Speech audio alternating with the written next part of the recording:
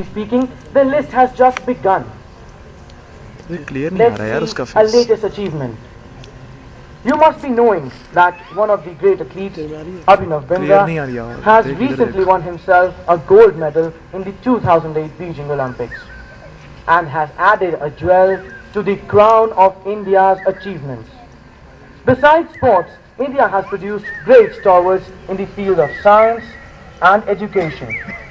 Dr. C.V. Raman, Ramanujan, Dr. APJ Abdul Kalam, Amartya Sen, Dr. S.N. Bose, so on and so forth. These luminaries and many more have widened the horizons of science, education, research and development beyond our wildest dreams. ये देखना. India's culture holds its stardom of its own as well. Its culture has not only attracted philosophers, writers, poets and thinkers, but at the same time has attracted its general masses as well.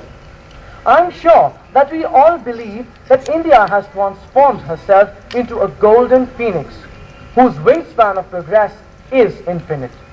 Yes, whose wingspan of progress is infinite. But I'm sorry to say that the phoenix has been infiltrated. As India developed, technology came, so came unemployment.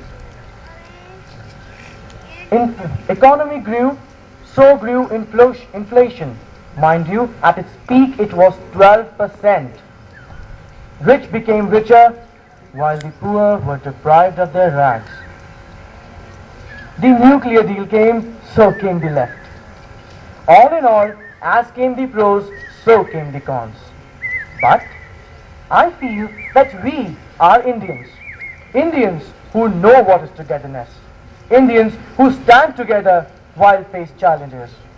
Indians who actually mean togetherness.